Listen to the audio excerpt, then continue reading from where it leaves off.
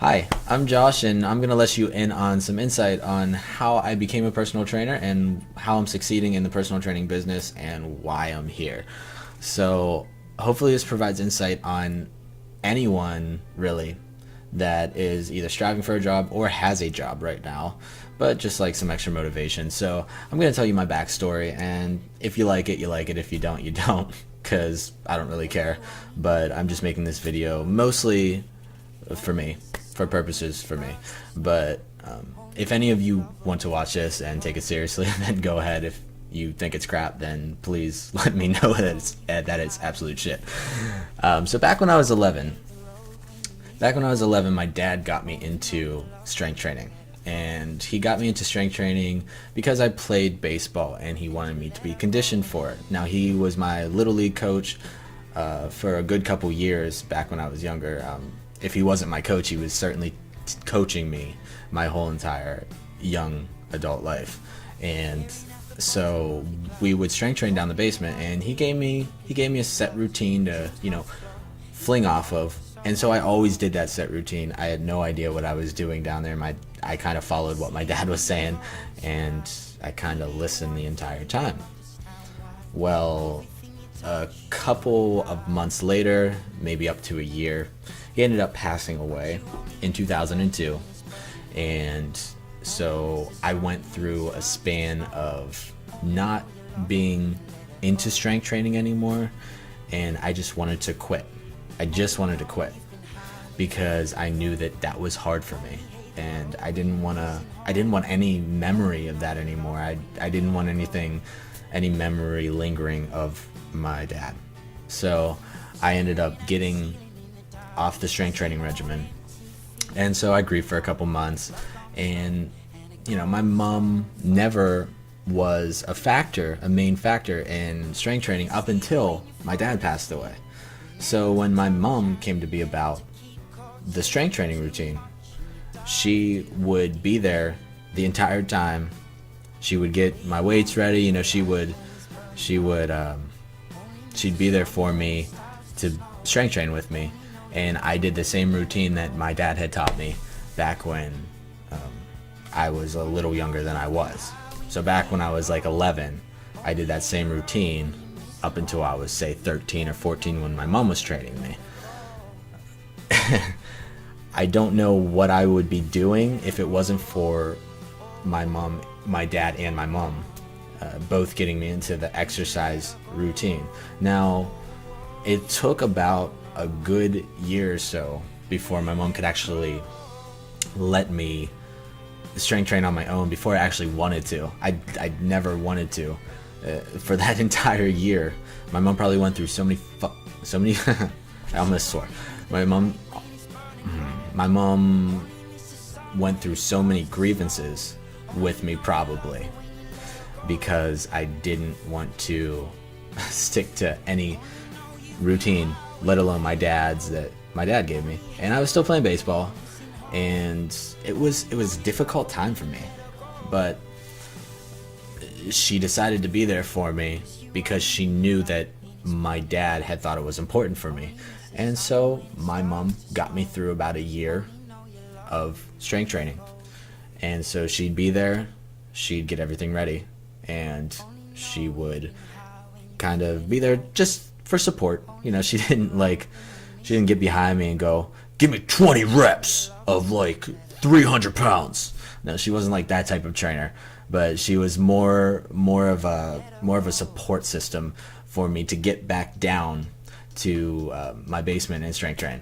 So, like I said, back when I was 11 compared to when I was 18. So we're gonna fast forward to my senior year in high school. So my senior year in high school, I remember one thing in particular, that I discovered something about my life that changed it completely. And it was just a factor of somebody telling me that personal training existed. I remember sitting in my chair in the cafeteria, and yes, it's my chair, nobody else's. Sitting in the chair in the cafeteria, and my friends, about 8 or 9 of us, in the circle at the table, my friends were all talking about college and their ideas for like majors in the future and whatnot. You know what seniors talk about, because we're about to go to college. You know, most of us at least. Nothing wrong with not going to college, but you know that's just what that's just what we talked about. And so we went through a process of deciding, basically asking each other, you know, what we wanted to do and where we wanted to go to school. And I had no idea like where I wanted to go to school or anything, but I had known where my passion was. And so we discussed, you know, they asked me the same question and I'm like, I don't know, man. I like to exercise and I want to help people lose weight. And I wanted to go to college, but I didn't think for college that was actually a choice for me, until my friend said, he turns to me and is like, dude, you know, that's a choice, you know, personal training. You can get into that and you can go to college for it and you can get a degree and you could be credited and you could make tons of money. And I looked at him and was like, nah, man, you're lying. You're lying. And it's not, there's no way that's a major, because it's too fun. It's too fun. College is supposed to be boring for all of us, except for like the parties and shit. But I digress. But back to the story. I basically didn't believe him at first, but I soon came to pull through with the idea that actually existed, because I went home, told my mom about it, and told my family about it. And they were like, yeah, your friend was totally right. It totally does exist. And I was dumbfounded. I didn't even think that that was a possibility. So lo and behold, about a year later, I was going to Penn State. And I started at Penn State, New Kensington, where I kind of got my gen eds out of the way. And then I went up to main campus for the next 2 years and decided that this was definitely for me. I never changed my major up since my senior year in high school. And I kept kinesiology all 4 years until I graduated.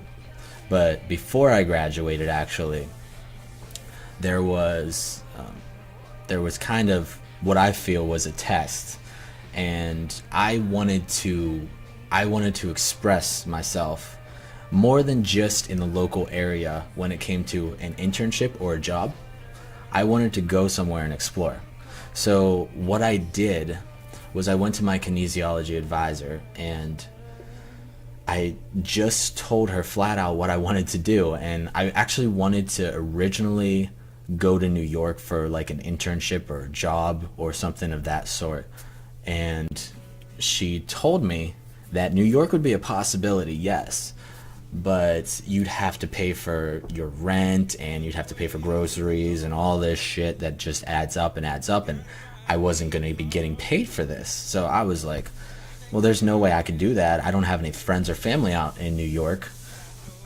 Maybe now I do because I've grown a little bit, but back then, which was like 2 years ago actually, I didn't have any friends or family out there, and I decided that New York probably wasn't a good place to go in terms of I'd have to pay for everything. So I wasn't really looking to lose money in this deal, but I was looking to either maintain or gain some money. So I still didn't gain any money, but my kinesiology advisor, Lori Gravish, she's an excellent Penn State advisor, and I highly recommend going to her if you're ever considering, if you're going to Penn State, one, and if you're ever considering on going on an extraordinary adventure, I suggest going to her.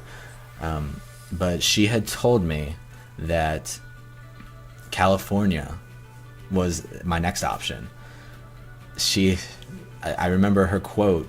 She said, look, she looked me right in the eye and said, do you want to go out to California where you get free stay, free food, and a beach, and, you know, free housing? And I was just, I looked at her, and once again, just like my senior year in high school, I was dumbfounded again. I was caught in the fact that I didn't believe that this could be a possibility.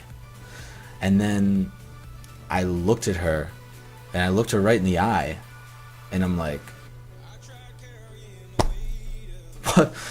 I didn't even know what to say, but my answer was yes. My answer was yes, totally, absolutely. And so that night I called my mom, just to make sure that everything could be confirmed with her, because of course I needed her approval before I can actually head out there. I know how old I am, but still, it's like you need your mom's approval, really, or else, like, if she says no, then you're just all negative about it, and you're like, I don't want to go. But she was all right with it. She was actually really excited, and I was dumbfounded whenever she said that she was excited too, and she was like, "Oh my God, that's like awesome!" And I'm like, "Yeah, I know, Mom, it's freaking great." And so I was going to be a personal trainer out in California. Now, I had done some personal training experience in the past, not too much. I started out at a small gym in a local city called Natrona Heights near me, and that's where I got started in my personal training business. And I didn't get too many hours there or anything, like it wasn't anything too extreme, but I got some training experience, so I kind of knew what I was doing. I had my foot in the door. I'd been working there for about 2 summers before this internship. So when this internship came up to me, I knew it was going to be a challenge, and I love challenges. I love to challenge myself and, challenge my level of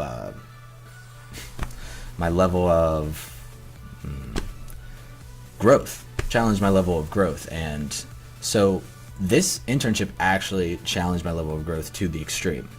Okay, so I had my interview a couple of weeks later.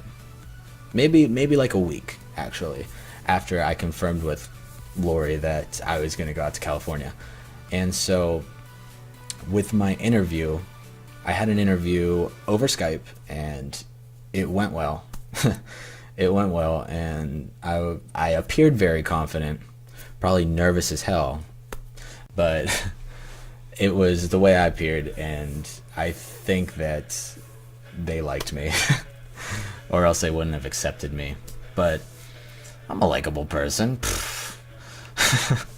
But anyway, they accepted me out to California, and so all that I had to do was pay for my plane flight. And so I went out to California in August. Now, they accepted me in about June or July. And I had talked to Lori in February. So within March, April, May, June, July, August, within 6 months, I had gone from just an ordinary Penn State almost graduate to somebody traveling to the West Coast that I've never been there before, whole different place by myself to achieve my dreams before I graduated. Now, I traveled over to the West Coast in August, okay? And by that time, the plane flight was so long, and I was so nervous by that time. So as we went, the plane flight was about 4 hours long, okay? And of course I was thinking, I can't believe I'm doing this, and I can't believe I'm actually heading out there myself. I'm finally growing up. And I knew at that point that I had success. Well, I knew I had success within me before that, but I knew that at that time I had extreme success, and I had felt it within myself. And so I had went from Pennsylvania to California. Now, when I got out to California, and yes, I'm in the big point of my story here. The story of how I became a life member, and this is actually the shirt from California itself, and Live and Fitness Enterprises. That's where I had my internship, and basically that was the epitome of success for me. Like that was where I really shot up, and I knew that when I did that everything else in my life afterwards would be all right. I knew I was all right. I knew I was on the right path with things. And so I get out to California, all right? And this is the crazy part. I am in the airport by myself, and I knew how to get my way. Well, actually, I didn't know how to get my way through the airport, but I figured it out. As I went to my baggage claim and picked up my things, I had met this old lady and old man that I won't forget. I had met them on the plane, and they were overly concerned about me. Mostly because, I mean, they treated me like I was their son. Like, I went on the plane, I talked to the old woman about the brain and things involving neuroscience and whatnot. And we had talked for a long time about that. And I started to become friends with these old people. So as I went to the baggage claim to get my things, I got my bag, got off, and was like, shit, Josh, what do I do next? I had no idea. I was out in Los Angeles by myself, in the Los Angeles airport, and I'm thinking, I don't have anybody here to really give me a ride anywhere. The thing is, I did this off of impulse. I just went there because I was excited, and I think that's how to live. You know, you just do things off of impulse, and you don't think about the consequences. But I was stuck there with the consequences right behind me, and I had known that I had a place to stay, but how to get there, I didn't know. I knew to take a taxi, but it was LA and it was super busy, and I was super nervous out there, so I don't really know. And you might say, Josh, I mean, you're so stupid for not knowing what to do, but really, when you're out there by yourself and, you know, lost basically within an airport, I had no idea which direction was which. I mean, this was a new place for me. I hate getting lost in the first place, so I was super pissed when I was out there. And I was in this airport, and I was at the baggage claim, and then I went out to the taxis. And the taxis, the old woman and the old man, they both followed me outside, or I followed them outside to the taxis. And they were like, "Are you by yourself?" And I'm like, yeah, I met you on the plane. You knew I was by myself there. You know, I didn't give them an attitude about it. I was being nice. I was like, yeah, I'm by myself. Yeah. And I'll still remember this to this day. The old man and the old woman, she actually said, well, we have a place to stay if you need one. But I remember the old man's face. He did not want me there. He did not want me there at all. And he said, well, he didn't have to say it. His eyes said it all. And he looked away. He quickly looked away, but I observed it, and I was just like, yeah, this shit ain't happening. I'm not doing that. First night here and I stay at an Elders? No. That's not going to happen. I'm going to get to my place. So, I know this airport story is going on way too long, but it's very detailed, and I was very angry, and I could remember all of it. So I had called the person that I interviewed with to let me in through the doors so that I could have my place and get settled and everything. Well, I called him up, and he basically told me that the place closed at 5. Now, at this time, it was 6:30, and I'm left wondering, like, I just screwed myself, you know, and I'm sure he told me about it. But I think I told him a time that I was going to be there, but the time that I was actually going to be there was lapsed in Pennsylvania time, not California time. And so I think everything got screwed up in that sense. And so I was upset.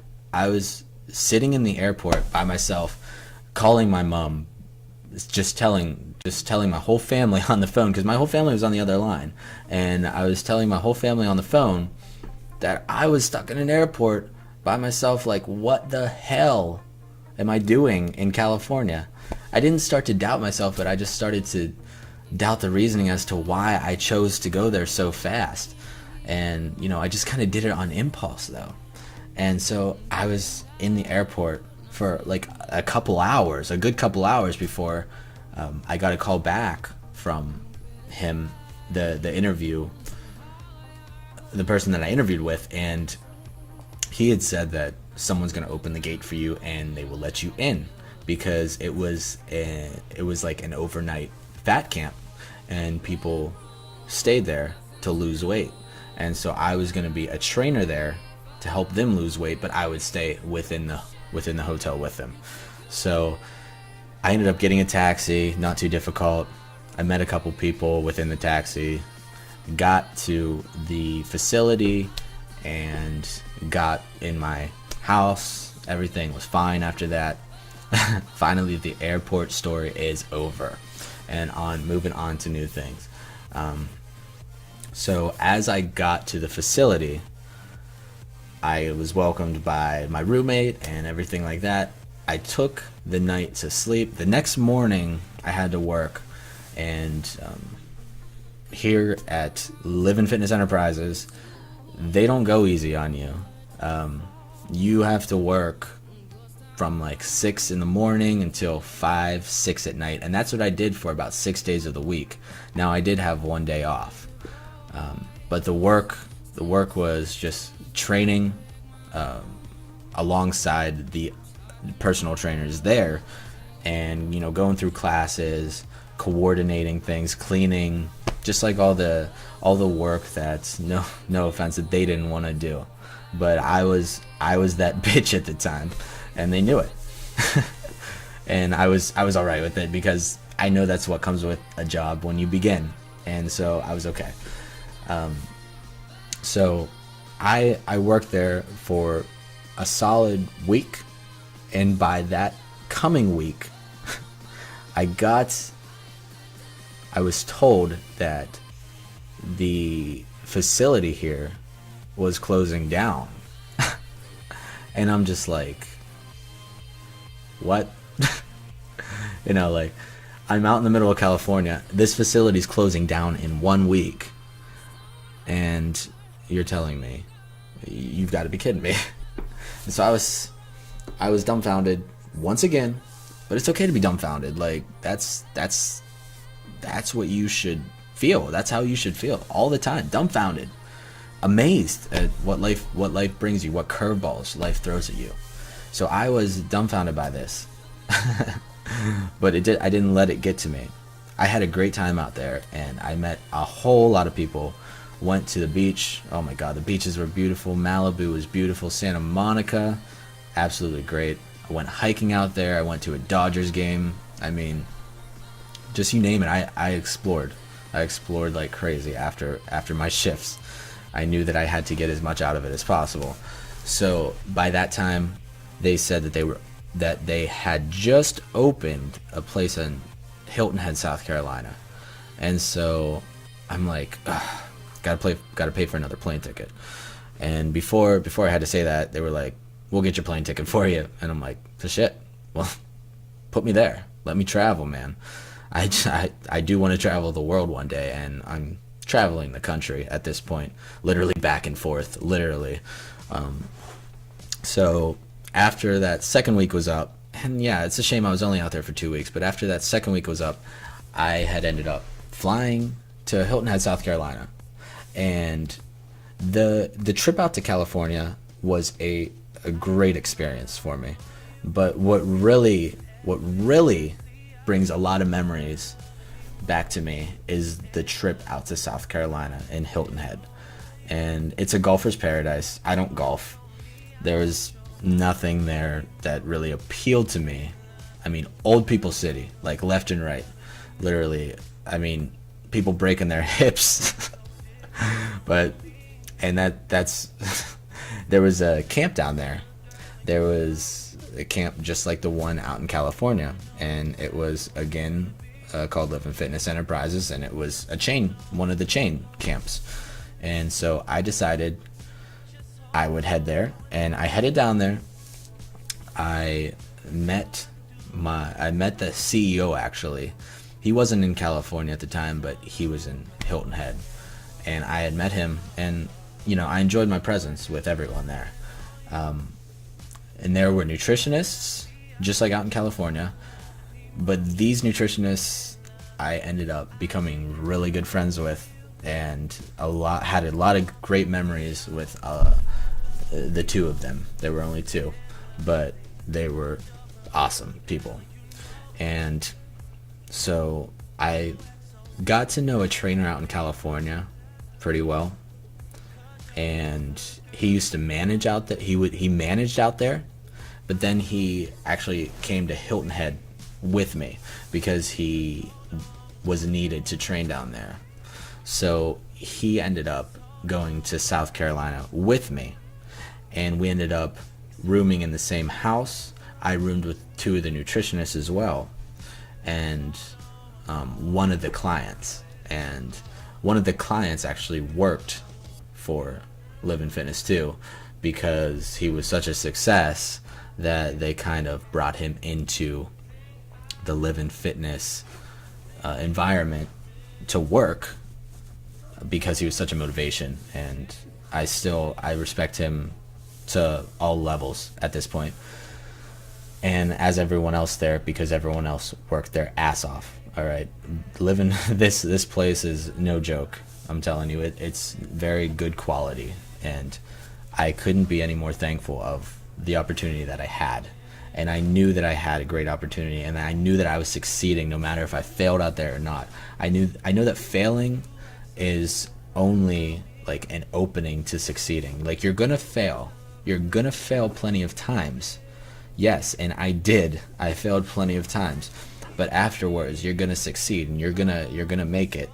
And it's not gonna be something relatively difficult whenever you do it enough times. Whenever you fail enough times and then you succeed, once you start succeeding, you just keep succeeding and succeeding. It's like a trend line, and then you start to get into this mode where you're addicted to succeeding.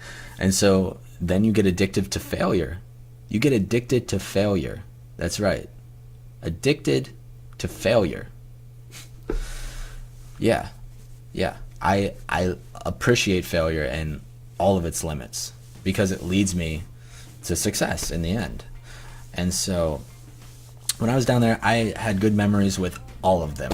I was taught so much more than I was out in California. It was much more organized, much more small of a place, and I met tons of great people from the camp that I made great friends with, and till this day bring awesome memories to why I'm living, why my passion is where it's at.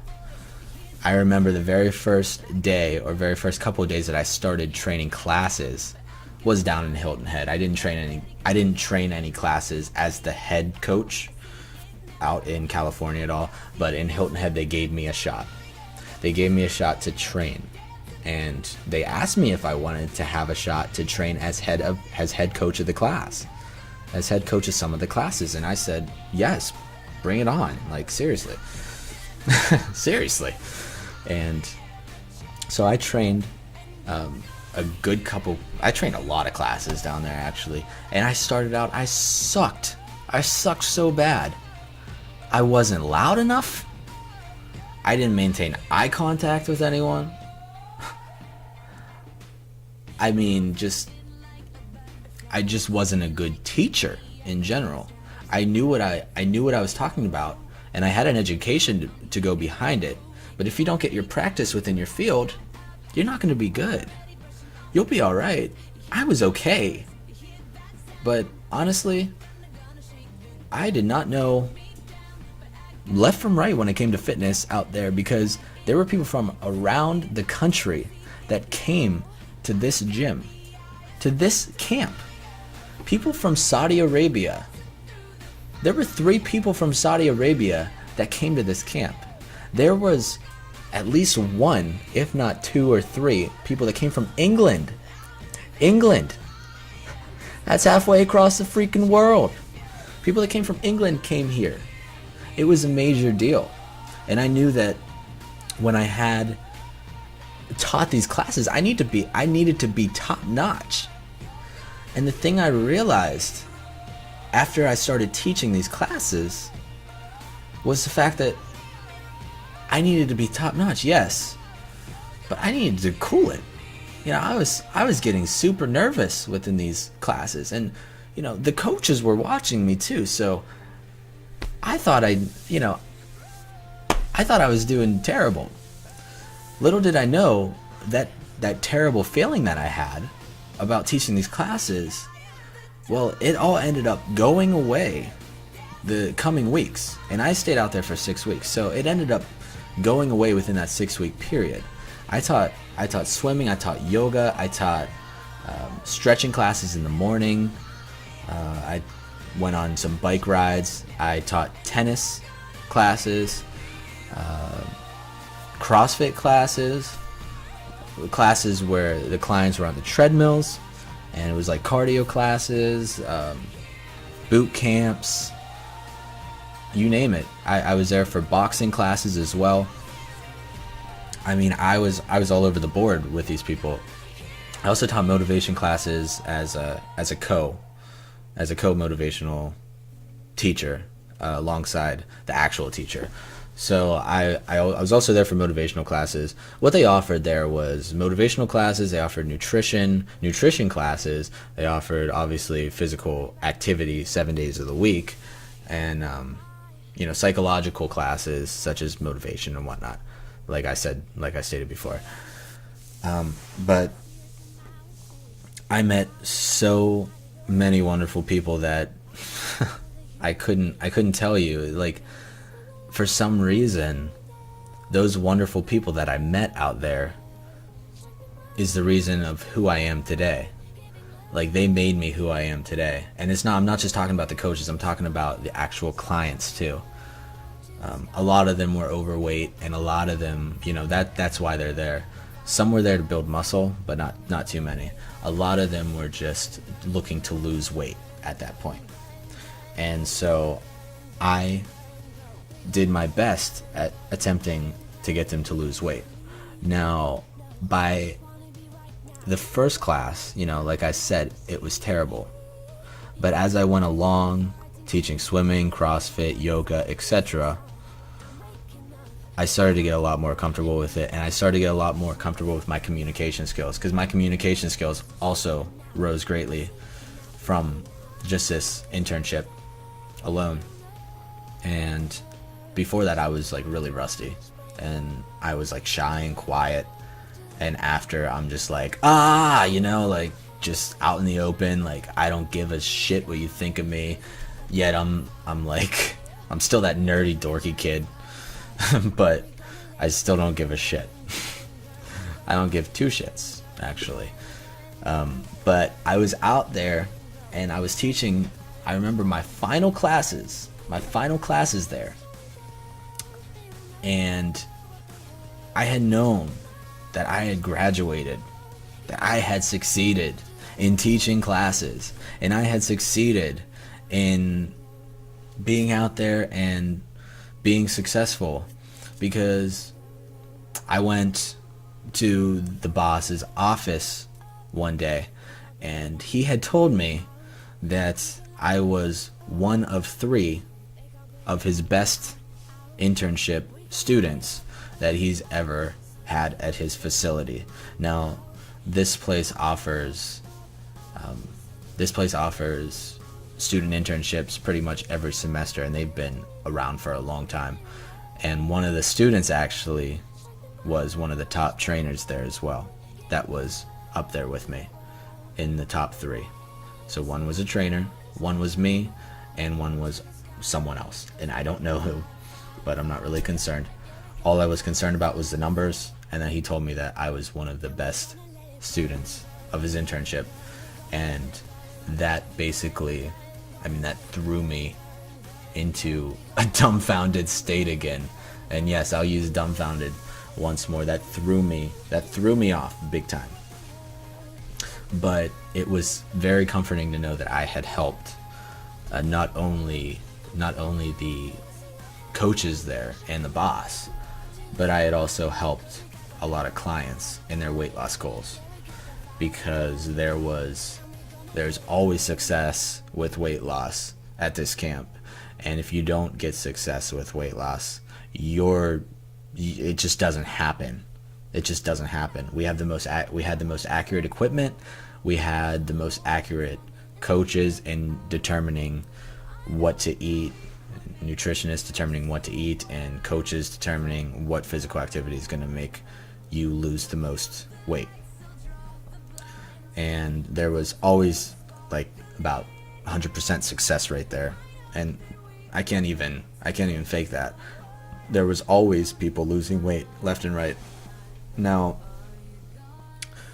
people obviously had steady states where, a week or two went by where they didn't lose anything, and they might have gained a pound or two, but eventually they lost it. And that's what I'm talking about. Just the overall trend line of, I gained a little bit, but I lost a lot. I gained a little bit, but I lost more. And so it was kind of like that. And so for these last two classes, actually, that's what I lost my train of thought. So for these last couple classes, I had known that I succeeded. And I remember my last class specifically, it was a cardio class. And, I had made friends with most of the people there. And it was somewhat kind of hard to be able to train your friends, because your friends aren't going to take you so seriously.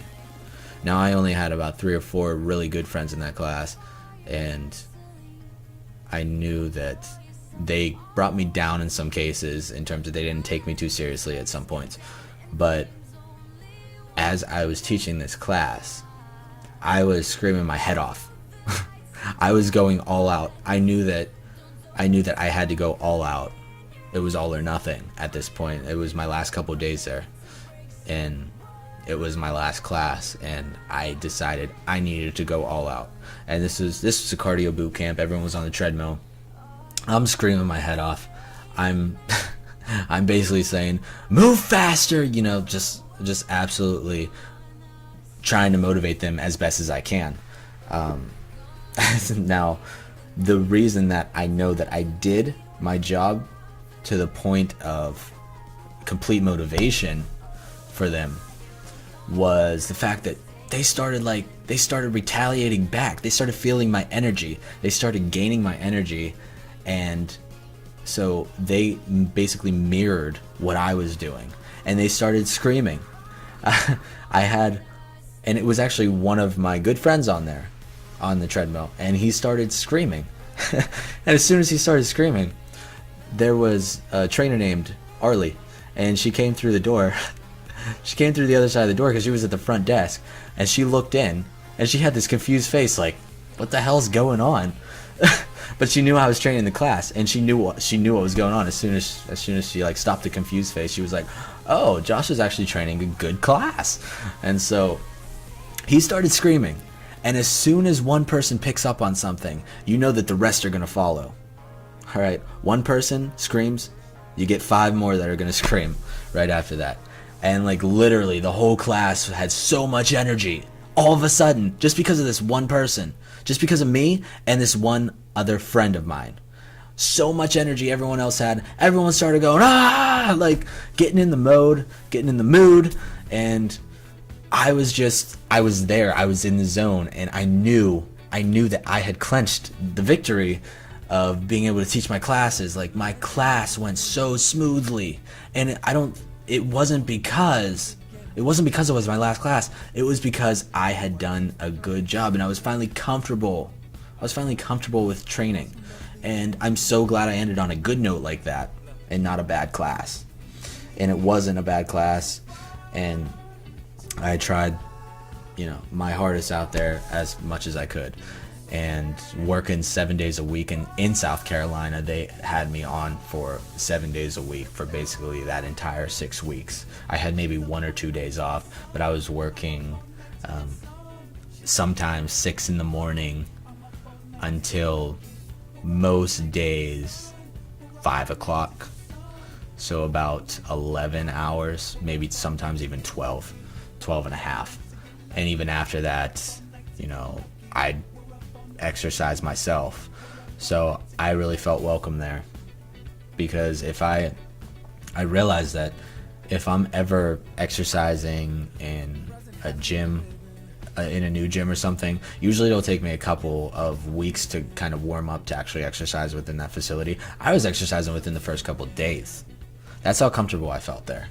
I felt welcome. I felt like there was, family there. Even though I had none out there, it was absolutely insane. It was a great feeling, because I felt that motivation to try harder. Even though no one really gave me that motivation, I felt it within the energy from other people. People were feeding me energy, and I was just like, rah, rah, rah, try harder, rah, run faster, So basically that motivation led me to my success out there.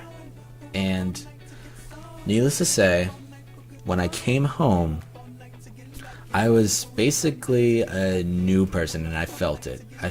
And the very first day, I saw my mom and I saw my sister, and it was like meeting them for the first time, because I was such a different person.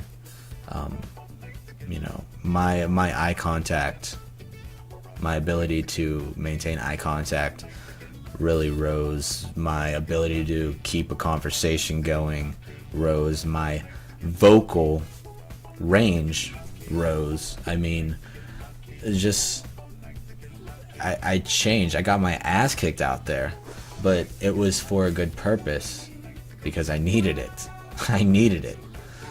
And so, needless to say, I came home. I was a new person. The very first night, I went and slept for like 20 hours straight, like freaking 20 hours straight. Not even lying to you. And I remember I wasn't graduated quite yet, but as soon as I got home from Living Fitness Enterprises, and I had an amazing time out there, as soon as I got home from South Carolina, I immediately started looking for a job. And right off the bat, I knew that my success was only going to stay with me for like a week or two, since I had the habits already inside. I was already waking up at 6 a.m., going to work at 5, and I was thinking, like, what am I going to do with my days? I need a job. I had this like adrenaline rush for like the next 2 weeks, and I knew I needed to take action immediately. So I placed my applications out, and I ended up getting a call back like 4 days later, literally 4 days later. And I went into work like the 5th day, and I was already at a new job back home. And it only took 5 days. People complain about there not being jobs out there. There's jobs out there. You just have to look harder. Because I got a job within 5 days. Now, it could have been luck. But I had my interview out there, and everything went well. I ended up getting the job and officially beginning on November 1st. Now, when I went up to Penn State, because I wasn't exactly graduated yet, I still had to do my poster form. And so I made a poster about Living Fitness, telling about everything that I did out there. And I just remember that everyone there was staying local around Penn State. Like all the other students at this poster forum were staying local around the Penn State area. And I was the whole way out west. And I was the only one that went to a different state, let alone the whole way across the country. And I could hear people talking about me like, that dude went to Penn State. We should go talk to him. And I was like, nah, you don't want to talk to me. I'm freaking lame. But, I mean, it's the point. Like, I took a chance. I took a risk. I succeeded in that risk. And, like, this will forever go down as one of the best moments within my early 20s. And, within the very beginning of my life. I hope to have more. But as I was going through this poster forum, I met up with Lori, and we had, a conversation again that ended positive. She was like, you did an awesome job, and I'm so, proud of you. And I was proud of myself, and just everything about those moments were positive. So when it came time to present my poster, I just presented it as usual, and ended up getting an A in the class, and then I graduated. Now, as of this next job where I'm working currently, it's called Vigor Fitness, and it's out in Glenshaw, and it's an amazing place. You know, you can't really complain about it. I can't really complain about my life because I could have no legs and no arms, yet I'm achieving my dreams instead at a place of my choosing. I mean, how can you complain about anything that life gives you?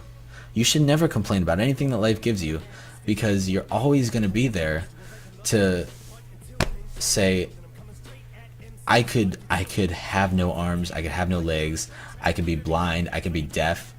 I mean, there's so many ways that you could tell yourself to never let life get you down. Never let life get you down. And that is really what I learned about that internship and about my passion within growing up in this field, and about going to college. It wasn't easy, but I made it. And so now I'm at this job now, and I've been here for about a year. And like I said, when I started out, I didn't have any clients, and now I'm built up to a good bit of clients here, and I've been loving every minute of it. They're like my second family. A lot of them, not only my clients, but also the workers there too. I really appreciate everyone that helped me along the way, because if you're helping me in my support, I'm gonna appreciate you. I don't even care how rude you are. You know, I don't dislike anyone.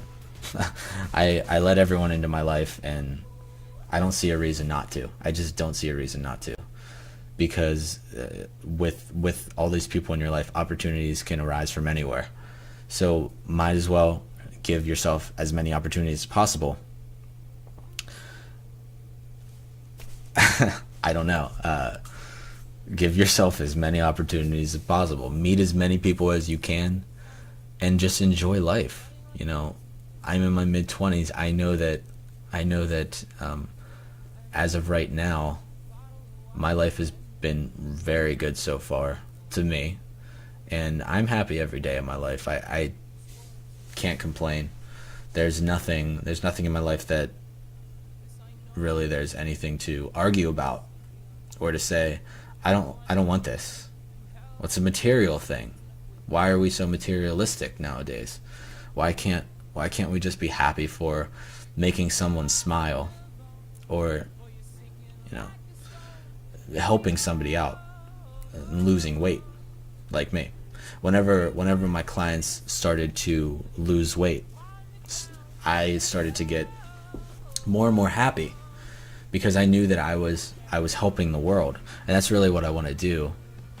But in terms of helping the world, I wanted to stay in the health and fitness field and help with overweight people asking for help.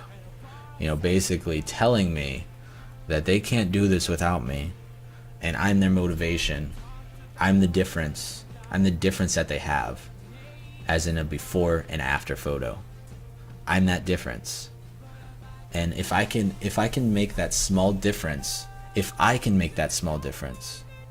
I know all of you can. I mean, it was difficult for me, yes, but all it took was determination to really get to that point as to where my difference with my client's weight and my client's happiness took over. I can't tell you what that does to me, just to see people being happy around me, and why more people can't be happy. Because life is just life. Stay in the present moment with it. Don't head into the future with anything, with any ideas. You don't head into the past with any regrets. You stay in the present, and you forget the rest. And you follow a dream. Like I said in my blogs, you follow a set path, or you don't follow a set path. You follow a path. But a set path is too descriptive. and you might fall off. So my path is health and fitness, and I'm following that. And soon, in any sort of way, I might be branching out soon as to do more stuff other than personal training, but just staying in the health and fitness field. But then again, I don't know where I'll be in 10 years, and I'm completely happy with that. And so that's my story as to where I'm at and how I became successful in what I do, because I think I made a big difference in this world, and I think I'm still doing that, and I want you guys to do the same. So I hope this helped, and I'm sorry for how long it was, and I'm sure you didn't watch the whole thing, but if you did, my God, get a life. No, but thank you for tuning in. I really appreciate it. Everything that I do, I hope this brings some motivation to one of you at least, if you decide to watch this all. Well, that's my story, and I'm Josh once again, and I'm a personal trainer, certified, graduated from college, and want to continue on to success. So if you want to continue on to success, just do it. Work in the present moment. That's all. See ya.